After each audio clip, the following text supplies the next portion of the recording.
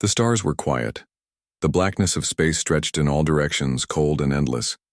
But something was out there, something strange, something waiting. On board the exploration ship Artemis Dawn, Ensign Nathan Carter looked out from the observation deck. His brown eyes followed the blinking red dot on the screen. It wasn't a star. It wasn't a planet. It was something else. Unidentified object, dead ahead, said the ship's AI in a calm voice. No known Earth signature. It appears to be alien. A quiet hush fell over the control room. Alien, whispered Lieutenant Brooks. Captain Ramirez stepped forward. Carter, prepare the away team. Gear up and investigate. Be careful. Yes, ma'am, Nathan replied, already moving. The small shuttle left the side of Artemis Dawn and flew toward the strange object. As it got closer, its shape became clear. A large, silver-colored ship, broken and floating without power. Scars marked its hull. Fires had once burned across its surface, but now it was quiet, like a ghost drifting through space. Looks like it's been in a battle, Nathan said, guiding the shuttle in. He and 2 other crew members suited up and boarded the alien ship through a cracked airlock. The air was thin. Lights flickered. Inside, everything was unfamiliar. Curved walls, glowing crystals, and a strange humming sound that seemed to come from deep within. They searched the corridors in silence, flashlights cutting through the dark. Then, Nathan saw it. A round chamber opened before them. In the center stood a clear pod covered in frost. Inside was a girl. She looked human, but not completely. Her skin was pale with a soft bluish glow. Her hair floated like silver threads, and her face was peaceful, as if sleeping. She wore a thin, glowing suit covered in elegant patterns. Her hands rested on her chest. She didn't move. A cryopod, Nathan said softly. She's alive. How do you know? Asked Tech Officer Kim.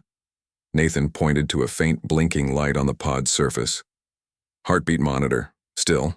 Going. Captain, we've got a survivor, Nathan said into his comm.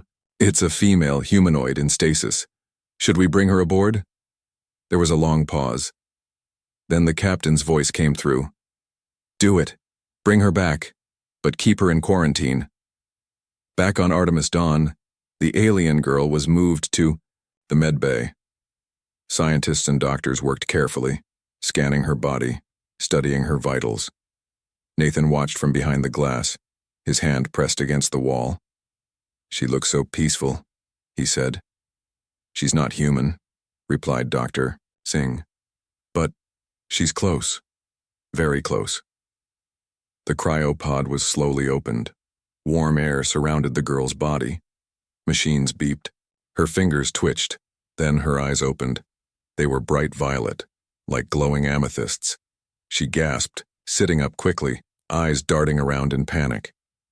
It's okay, Nathan said through the speaker. You're safe. You're not alone. She looked toward his voice. Her gaze locked with his. For a long moment she said nothing. Then she collapsed, unconscious again. The next day, the alien girl sat up in the medbay. She had been cleaned up, given soft clothing, and surrounded by peaceful lights. Nathan entered the room slowly, holding out a tray with food. She looked at him, cautious, curious.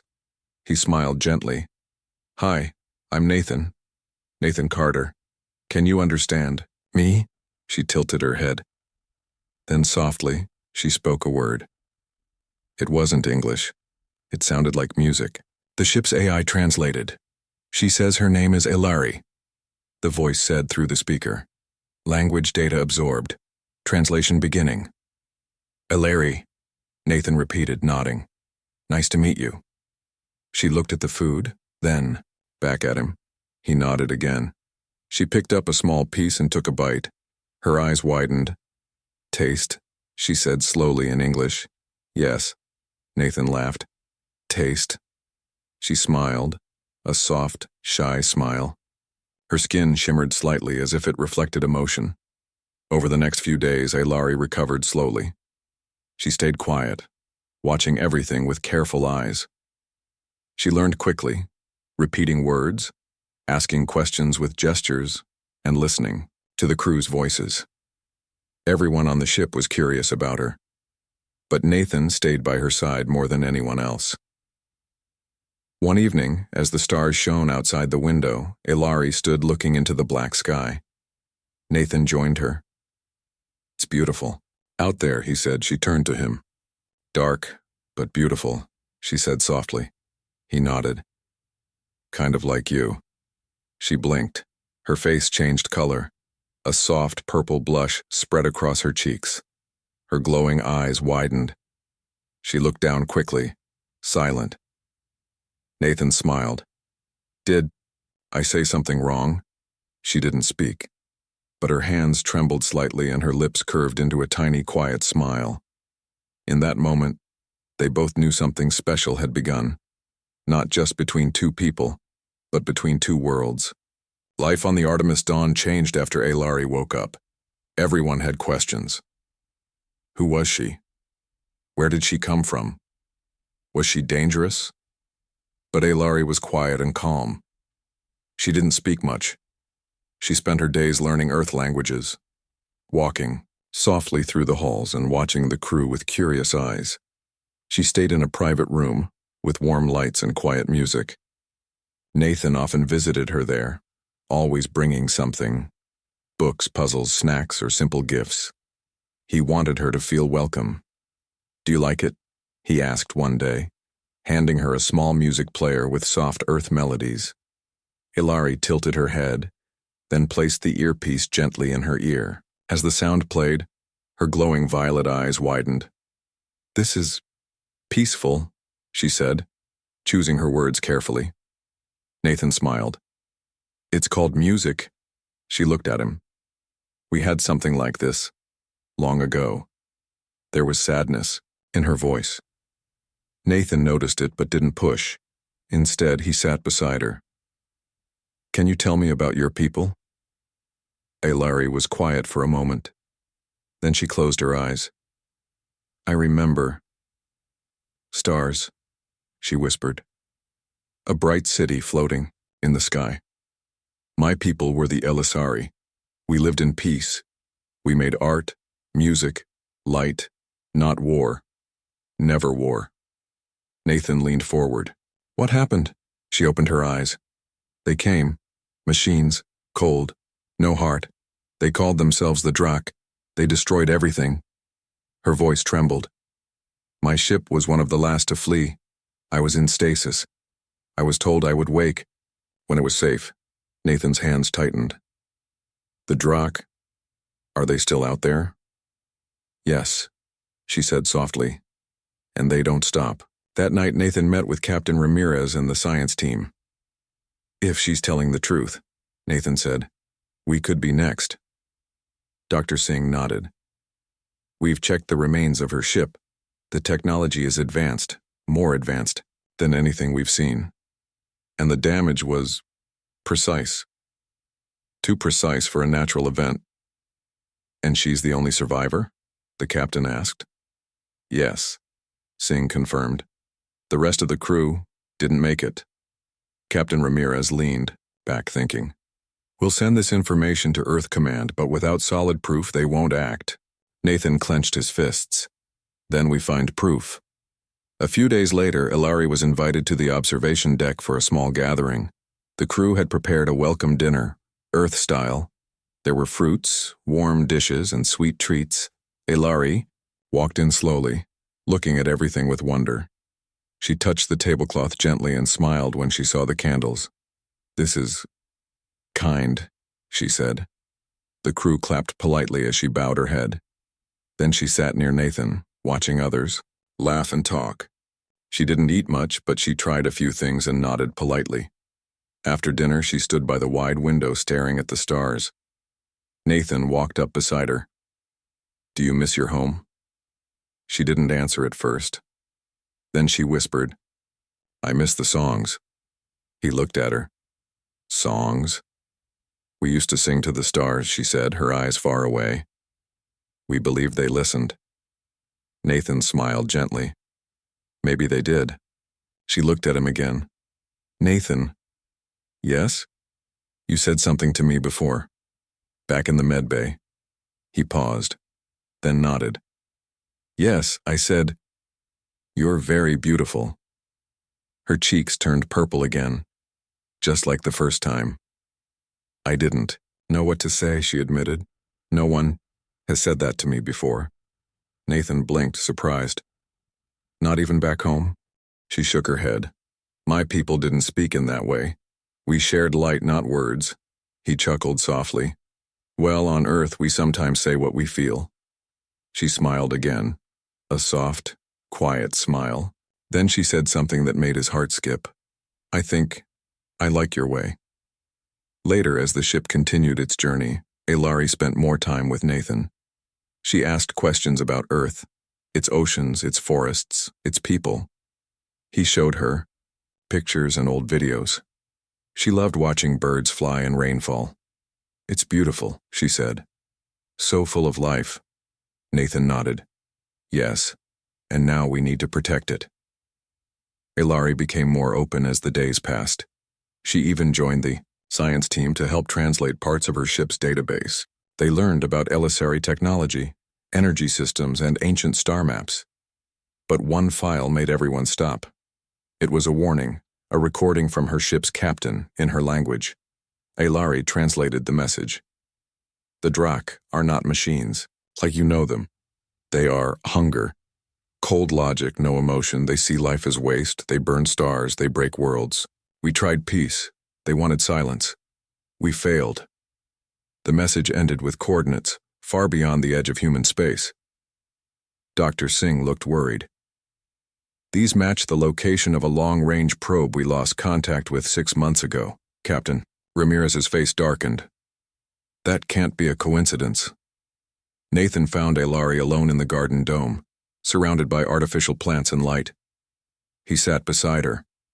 I heard the recording, he said. It's worse than we thought. Ilari nodded. Your people are strong, but they don't know what's coming. He looked at her.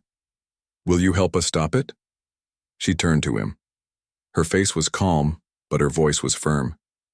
I am Elisari. I will not let the stars go dark again. He smiled. Good. We'll fight this together. Ilari's eyes glowed softly. Together. And for the first time since she woke up, she reached out and took his hand. The lights in the ship dimmed as night mode activated. Most of the crew had gone to sleep, but Nathan couldn't rest. He walked down the quiet halls of Artemis Dawn, his thoughts full of Ilari and her warning. He stopped outside the research lab where she had been working with the science team. The door slid open. Inside, Ilari sat alone in the soft blue light of the monitors. She didn't look up. I knew you would come, she said quietly. Nathan smiled a little. You always know? Ilari turned to face him. Her eyes looked tired. I remembered something, she said. Something I had forgotten. Something I didn't want to remember. Nathan sat beside her. Tell me. She took a deep breath. Before my ship escaped, the Elisari Council made one final decision. They built a beacon, a warning to others, a signal to spread across the stars, but they hid one more thing inside it. She pressed a few keys on the screen, and a hologram appeared. It showed a golden structure floating in space, smooth, shining, like a flower blooming in the void. This is the beacon of Aelthar, she said. It holds not only our last message, but also the final memory of the Drak's attack. Nathan leaned forward. What kind of memory? A direct recording, she whispered. From the mind of a dying Elisari. They linked their thoughts into the beacon before they fell. But it's dangerous. Anyone who connects with it will see what they saw, feel what they felt. She looked at Nathan with worry in her eyes. It's not just information. It's pain. Captain, Ramirez gave permission to send a small team to the beacon of Aelthar. The coordinates were far, on the edge of uncharted space, but it was the only chance to gather real evidence of the Drak. Nathan, Ilari, Dr. Singh, and a few others boarded a scout ship named Lumen Star. It was small and fast, perfect for deep space travel. As they launched, Nathan looked out at the stars. "Do you think we'll make it back?" he asked Alari. She didn't answer right away. Then she said softly, "I don't know. But I believe in us." The journey took 4 days. The Lumen star passed empty regions of space, strange nebulae and dead moons. On the 4th day, the beacon appeared. It floated like a jewel in the dark. No engines, no lights, just quiet beauty. As they approached, Alari stood at the window. Her eyes were full of emotion. "This was made by my people," she said, "the last thing we ever built." They docked the ship and entered the beacon through a round opening. Inside, the air was cold. Strange lights pulsed along the walls, like the heartbeat of a sleeping mind. At the center was a glowing orb on a tall stand. "The memory core," Alari said. "Only one can connect." Nathan stepped forward. "I'll do it." Dr. Singh raised a hand. "Are you sure? It could harm your mind." Nathan nodded. "If this can save Earth, I'll risk it." Alari placed a hand on his arm. "I'll stay with you. I'll keep you grounded." He smiled. "Thank you." Then he touched the orb. Suddenly everything changed. Nathan's eyes saw stars burning, ships falling, cities breaking apart. He wasn't himself anymore. He was inside someone else's memory, an Elisari scientist. He felt fear, desperation, sorrow. He saw the Drakh arrive, ships shaped like thorns, dark and cold. They didn't speak, they didn't ask. They just attacked. The sky turned red. Friends screamed. Lights died. The Drakh machines moved like shadows, cutting through anything alive. They sent out waves of energy that turned forests to dust and oceans to steam. Then the voice of the dying Elisari whispered, "We offered peace. They gave silence. Let this be our final breath, sent to any who still live." Nathan gasped and fell back. Alari caught him. "Nathan," she cried, "are you all right?" He looked at her with wide eyes. "I saw it. All of it." He turned to Dr. Singh. "We have to warn Earth now." Back on the Artemis Dawn, the message from the beacon was uploaded and sent to Earth Command. A direct recording. Visual, emotional, and complete, but the response was disappointing. The leaders on Earth sent a reply. Unverified. Await further analysis. Do not engage. Nathan stared at the screen in disbelief. "They don't believe it." Captain Ramirez shook her head. "They think it's just a memory, not proof." Alari stood silently, her face calm but her eyes glowing faintly. "They are afraid," she said. "Afraid to accept what's coming." Nathan looked around at the crew. "So what do we do?" Captain Ramirez crossed her arms. "We prepare, whether Earth listens or not." Later, in the quiet garden dome, Nathan and Alari sat together. "I don't understand," Nathan said. "Why would they wait? Why not act now?" "Because truth is hard," Alari replied. "Sometimes it's easier to pretend everything is fine." Nathan looked at her. "But we know it's not." She nodded. "Which is why we must act, even if we are few." He looked at her for a long moment. "Alari, are you afraid?" She smiled gently. "Yes, but I'm not alone anymore." She reached out and took his hand again. "And that gives me strength." Nathan held her hand tightly. "Then we fight. Together." And far beyond the edge of known space, the stars shimmered, quietly, watching, waiting. The war hadn't begun yet, but it was coming. 3 weeks passed since Nathan touched the memory core. The message from the Elisari beacon had been sent. Earth Command had received it, but they did not act. They said more time was needed, more proof, more study. But out in the stars, time was running out. Alari knew it. And now, so did Nathan. On board the Artemis Dawn, the crew had changed. People walked faster, voices were quieter, The light seemed dimmer even when fully lit. Everyone could feel it, something was coming. One morning, alarms rang across the ship. Unidentified signal detected, the AI reported. High energy signature. Direction, deep space. Speed, increasing.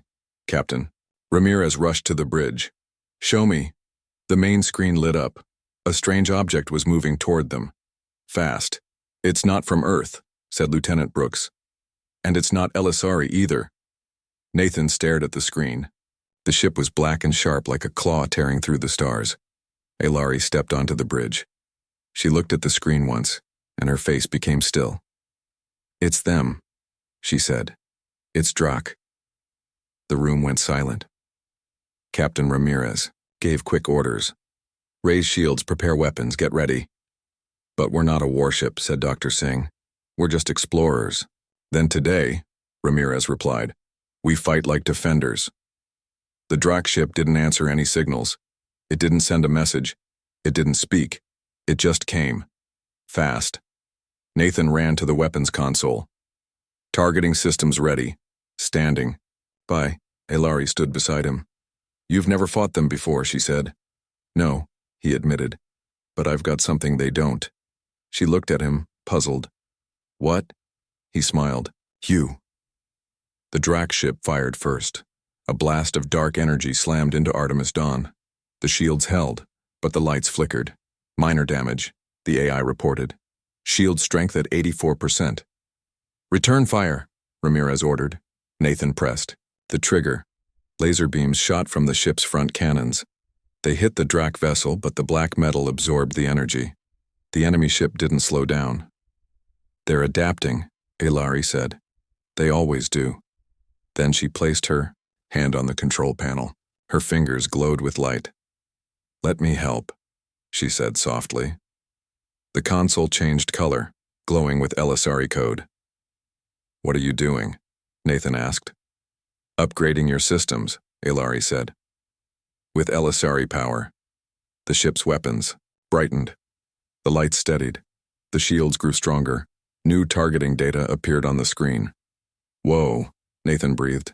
That's amazing. Now, Eilari said, aim for the center joint on the enemy's left wing. It's a weak point. Nathan locked the target. Got it.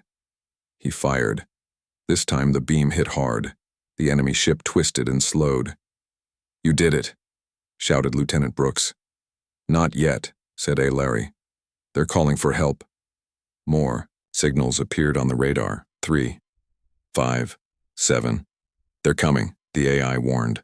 Multiple Drak vessels approaching. Nathan turned to the captain. We can't fight them all. No, Ramirez said. But we don't have to. She pointed to a nearby star system. There's a nebula there, full of electromagnetic storms. We might lose them in the interference. Nathan nodded. Plotting course now. The Artemis Dawn turned sharply and jumped into full speed. Behind them, the black ships followed. Inside the nebula, clouds of glowing gas surrounded the ship. Lightning flashed in the distance. Magnetic waves shook the hull. The crew held on tight. We've entered the storm, said Nathan. Visibility is low. Perfect, said Ramirez. Now let's disappear. Eilari closed her eyes and reached out with her senses. I can feel them, she whispered. They're searching, but they can't see us clearly. Nathan watched her face. Can you hide us? Maybe, she said. But I'll need help. Your systems are not built for this. Tell me what to do, he said. Together, they worked at the controls. Elisari code flowed into human systems. Shields changed frequency. Lights dimmed. The ship's signal faded. They're passing us, said Lieutenant Brooks. They didn't see us. Everyone let out a breath of relief. But Eilari frowned. One ship stopped. Nathan looked at the radar. You're right, it's staying behind. A moment later, a low sound filled the air. A strange pulse. It's scanning us, Eilari warned. It's not using normal sensors. It's feeling for life. Everyone went quiet. If it senses us, she said, it will call the others. Captain, Ramirez turned to Ailari. Can we stop it? Ailari hesitated. Yes, but I'll need to go outside. Nathan stood up. No way, it's too dangerous. She looked at him gently. It's the only way. Nathan stepped closer. Then I'm going with you. No, she said softly. I need you here. If I fail, you'll be Earth's last hope. He looked at her, then slowly nodded. Come back. She smiled. I promise. Ailari stepped into a small spacesuit. It wasn't made of metal but of Elisari energy. It shimmered like moonlight. She exited the ship through the airlock and floated into the storm. The Drac scout ship hovered nearby, scanning. Ailari raised her hand. Light flowed from her fingers, like a wave. She sang softly, a single note that grew louder. The scout ship twitched. Then, it went still.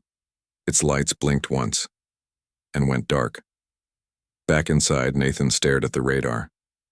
It's gone. She did it, said Dr. Singh in awe. She shut it down.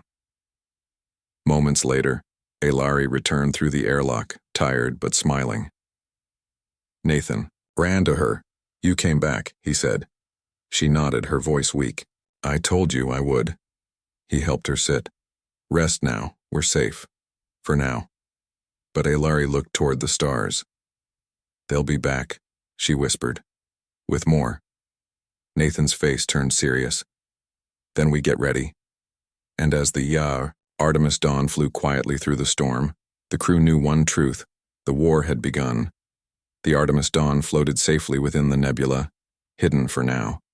The glowing clouds outside gave the ship an almost peaceful look, but inside everyone was on edge. Ailari rested in the med bay.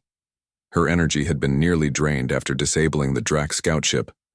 Nathan sat beside her, watching over her, with quiet care. She opened her eyes slowly. You stayed, she whispered. Of course, Nathan replied with a small smile. You saved us. Again. She looked weak, but her spirit was still strong. We must tell Earth everything.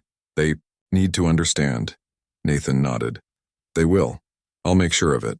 Back on the bridge, Captain Ramirez gathered the crew. We escaped, she said. But this won't last. The Drac will come again. Stronger, smarter. We have one chance now, to unite Earth and prepare. Dr. Singh stepped forward. But Earth Command still won't listen, even with the memory recording. Nathan spoke up. Then we send more than a report. We send a message from Ailari, a living witness. Captain Ramirez looked thoughtful. A broadcast? Live and direct, Nathan said. From her, from us. A day later, the entire crew worked together to build the strongest communication signal they could. Dr. Singh used enhanced boosters. Ailari added Elisari technology to stabilize the long-range signal. Nathan prepared the message with care. The room was quiet as Ailari sat in front of the recording device. Nathan stood nearby. You ready? She nodded. Yes. He pressed the record button. The camera focused on Ailari. Her voice was soft but clear. To the people of Earth, my name is Ailari. I am the last of the Elisari, a race destroyed by the Drac. I speak to you not as an alien, but as a friend. Your world is beautiful, full of life, wonder, and courage. But danger is coming. The Drac are not just invaders, they are silence. They do not speak, they do not listen. They erase. I have seen what they do. I carry the memory of my people's end. I watched cities fall, skies burn, and voices fade into nothing. But I also see hope. In your people. In your spirit. In Nathan. Earth still has time. Prepare. Unite. Don't ignore the stars, because the stars are watching you and not all of them are friendly. She paused, then added one last line, her voice almost trembling. Please, do not wait until it's too late. Nathan ended the recording. Silence filled the room. Then Captain Ramirez gave a single nod. Send it. The message was broadcast. in all directions toward Earth, its colonies, and nearby starships. Now all they could do was wait. Hours passed, then a day, then two. Finally, a reply came. It was not from Earth Command. It was from a private fleet. The Starguard, an independent space defense group led by Captain Elias Thorne, a respected but retired war hero. The crew gathered as the message played. This is Captain Thorne of Starguard Fleet. We have received your broadcast. We believe you. We have ships, weapons, trained fighters. We're not waiting for Earth Command to wake up. Send us coordinates. We're coming. Nathan smiled wide. They heard us. Hilary looked surprised. Someone listened? Captain Ramirez stepped forward. Not just someone. Captain Thorne is a legend. If he's moving, others will follow. The spark of hope lit again in everyone's hearts. That same evening, Hilary and Nathan stood in the observation dome. Stars shone above them. It worked, Nathan said softly. We have allies. Hilary smiled. You did this? No, he said, looking at her. We did this. She turned to him, her voice quiet. Nathan, I've always been alone. My world gone, my people gone, but now, when I look at Earth, at you, I feel like I belong again. Nathan reached out gently and took her hand. You do belong, he said. Hilary's cheeks turned slightly pink, a faint blush. She looked down, her voice small. You told me once I was beautiful. Nathan smiled. I meant it. She smiled, too, and for the first time in a long while there was peace in her eyes. But peace didn't last. Hours later, alarms blared again. Drax signature detected, the AI announced. Multiple ships, heading this way. Captain Ramirez ran to the bridge. How many? 6 confirmed, said Lieutenant Brooks. Maybe more behind them. Nathan stood ready. Can we run? Hilary looked at the map. Too late. They've surrounded the nebula. We can't hide again. Captain Ramirez's eyes narrowed. Then we fight. The crew rushed to battle stations. This time they weren't afraid. They had allies coming. They had Hilary's guidance.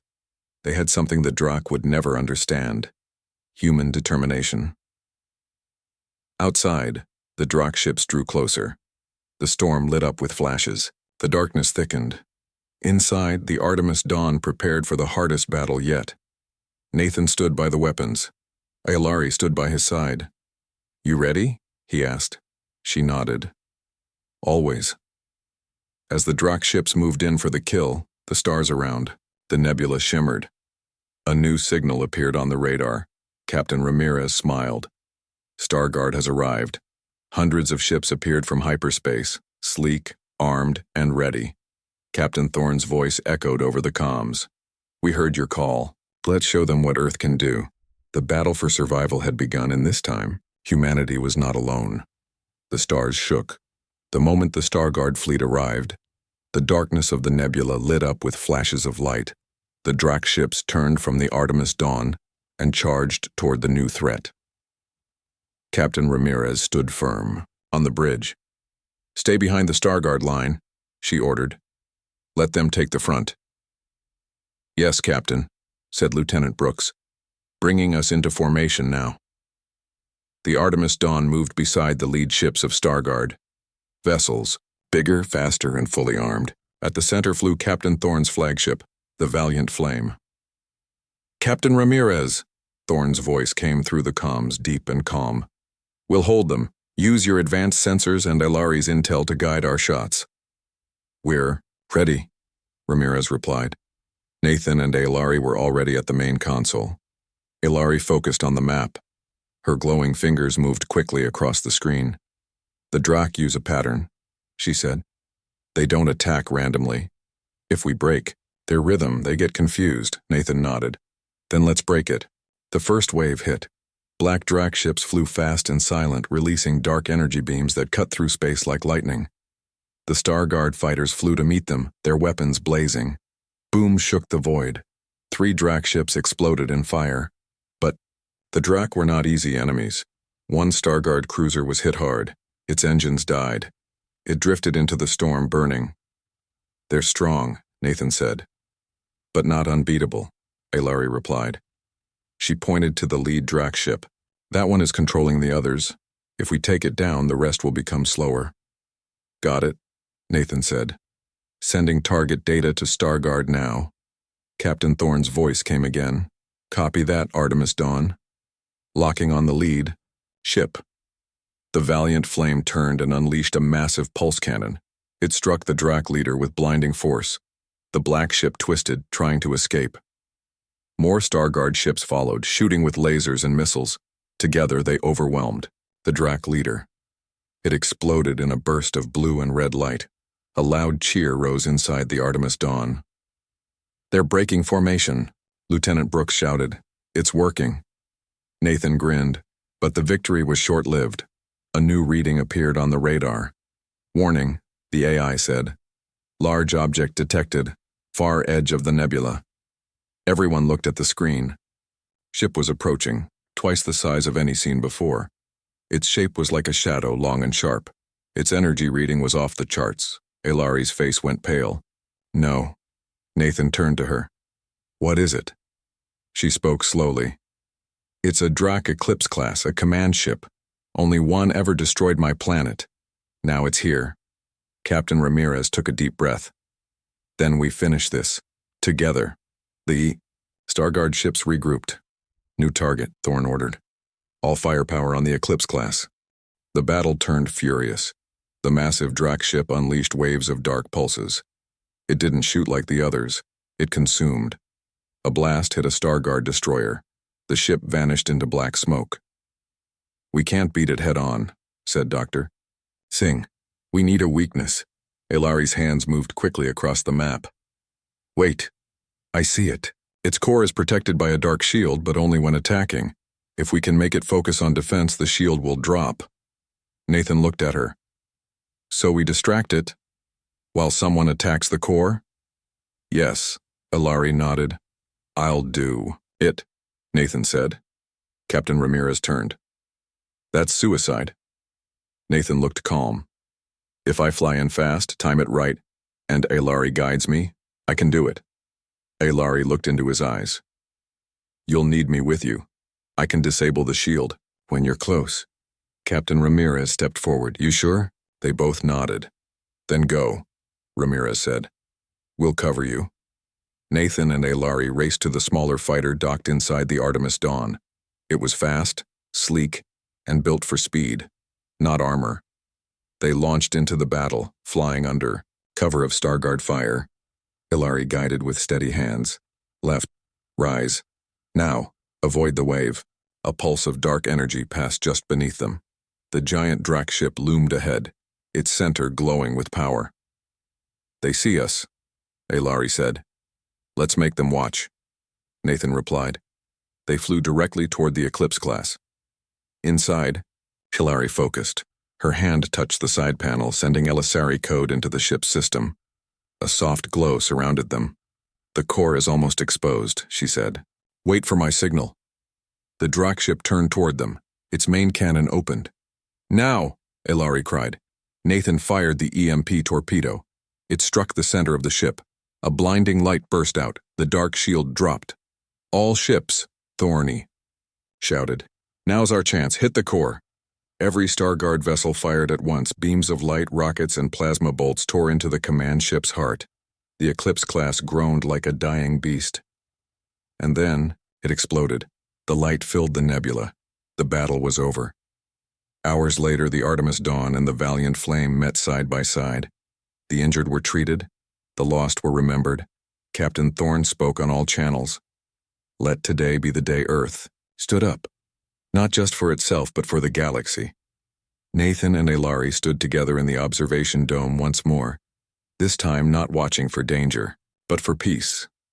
You did it, Alari said. Nathan shook his head. We did it. She smiled softly. Do you think Earth is ready now? She asked. He looked at the stars. Not just ready. We're awake.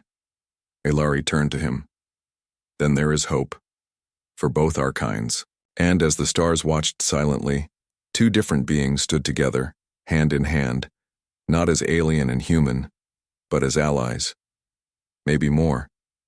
The stars were quiet now. The terrible war had ended, for the moment. The Artemis Dawn and the Starguard fleet had won a great victory. The Drakh had been pushed back, their great command ship destroyed. But everyone knew this peace was fragile. Captain Ramirez stood on the bridge, looking at the space ahead. Earth Command is finally responding, she said. They've sent a fleet to join us. Nathan smiled. It's about time. Ailari, sitting near the window, looked at the blue-green planet spinning slowly below. My home, she whispered. Nathan moved beside her. Your home is safe now. She smiled softly, but her eyes were thoughtful. Safe, yes, but Earth and Elisari, they are so different. Nathan nodded. Yes, but maybe different can be good. Inside the Artemis Dawn, the crew prepared for the next step, a journey back to Earth. They carried the message of warning and hope, proof of the Drakh threat, and the knowledge of Elisari technology. Captain Thorne spoke to the whole crew before departure. This fight was just the beginning, he said firmly. We must work together, humans, Elisari, and others, to defend our homes and learn from each other. The galaxy is bigger than any one of us. Everyone listened quietly. Nathan looked at Ailari. What will you do? Ailari smiled gently. I will help, teach, protect, and maybe find a new family here. Nathan reached for her hand. The trip back to Earth was tense but hopeful. In the communication room, messages from Earth Command were pouring in. They no longer ignored the warning. They wanted to help. Scientists and diplomats from many worlds were preparing to meet. Nathan and Ailari spoke often, sharing stories of their worlds.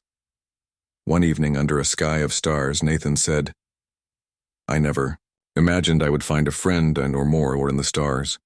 Ailari looked at him. Sometimes the universe surprises us. They smiled, feeling the bond that had grown between them. But even in peace, shadows remained. As they approached Earth, a new message came from deep space. It was a warning. The Drakh were regrouping, stronger, larger, more determined. Captain Ramirez gathered the leaders. We will need Earth's full strength now. Nathan looked at Ailari. Are you ready? She nodded. I will fight, for Earth, for Elisari, for all who want peace. Together, they faced the unknown future, not as strangers, but as allies. The Artemis Dawn entered Earth's orbit. The planet looked beautiful, alive, full of hope. People on Earth watched the ships arrive. They had waited too long to believe. Now, they understood. The galaxy was wider and wilder than ever imagined, but humans were not alone. At the great spaceport, Nathan, Ailari, Captain Ramirez, and Captain Thorne stood before a crowd of leaders and citizens. Nathan spoke clearly, his voice carrying across the hall. The stars are full of danger and wonder. The Drakh showed us that, but they also showed us our strength, together. Ailari stepped forward. Your world is strong because of your courage and kindness. I am proud to stand with you. The crowd cheered. From that day, Earth changed. New alliances were formed. New defenses were built, and a new mission began. To explore, to protect and to understand the universe, not as conquerors but as friends. Nathan and Ailari watched the sunrise from Earth's surface. The future is ours, Nathan said. Ailari nodded, her eyes shining. Yes, a future where no one is alone. The stars above twinkled as if in agreement. The end